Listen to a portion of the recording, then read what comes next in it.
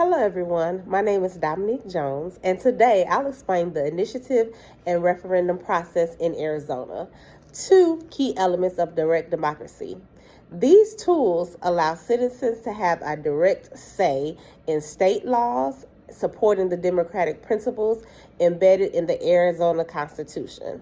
So sit back, relax, and let's learn a little bit about the referendum and initiative process. First, I'm going to define what is initiative, what is referendum.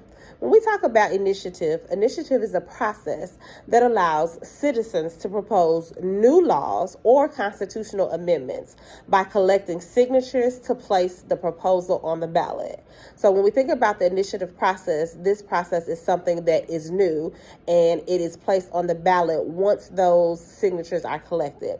When we think about referendum is a process where citizens can approve or reject laws already passed by the state legislature by petitioning to place the law on the ballot for voter approval. So when you look at those two definitions, although they are a little bit similar, they are different because you have one where you have to get signatures and collect signatures and it's new, where you have the other where it's already in place, but you're able to approve or reject the law. So understanding the difference between initiative and referendum is very important.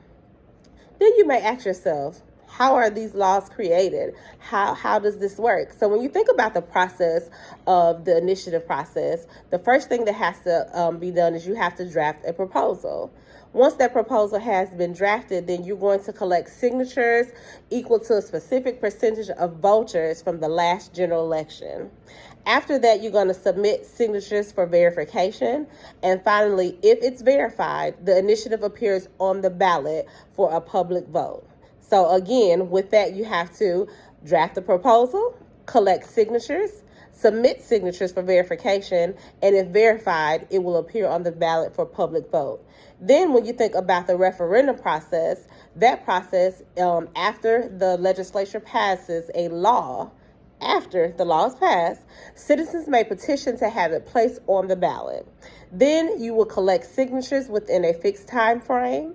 You'll submit that for verification, and if verified, the law is placed on the ballot for voters to approve or reject. So when you're dealing with both of these processes, one, you have to get those signatures and they both have to be verified, but one, you have to create it. The other one, it's already in place, but you have to get the approval and you're able to reject or approve it for the ballot. When we think about the similarities and the differences of the initiative process and the referendum process, both are citizen-driven processes. Initiatives create new laws or amendments, whereas referendums allow voters to accept or reject laws already passed. Initiatives can be started at any time, but referendums only occur after legislative action. So both increase citizen participation, but serve different purposes in the lawmaking process. So what I love about both of these is that both of them are involving the citizens. It gets them engaged, it gets them going, and allows them to be a part of the process. So when you think about the initiative process, this is proposing a new law or an amendment. It can be done anytime.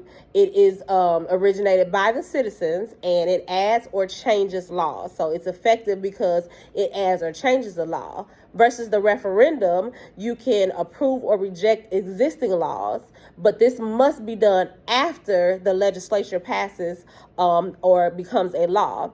It is still created by the citizens, and this the effect for this one is that you can confirm or repeal this law. So there's differences in both in how they are important, how they're compared, and how they're contrasted.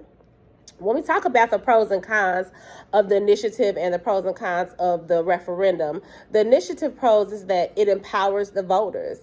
It encourages political engagement, and it bypasses the legislative gridlock.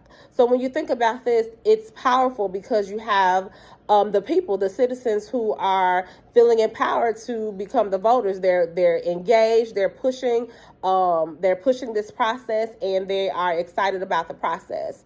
The cons of that is that it can be influenced by special interests, complex laws, or it may be oversimplified. And also, it's very costly when you are thinking about obtaining signatures for different campaigns. The referendum pros is that it provides a check on legislature, it allows voter oversight, and it increases transparency. However, the cons is that it can delay important laws. It is also costly doing the campaigns for the referendum, and it may be used for political gamesmanship. So when you think about the pros and cons, they both have some benefits, but they both have some cons to it. So just think about it, look at their process, the benefits of both of them. When we talk about the supporting direct democracy, the Arizona Constitution emphasizes direct democracy by granting citizens the power to shape laws without relying solely on elected officials. Initiatives and referendums ensure that the people have a direct voice in government decisions, increasing accountability and responsiveness.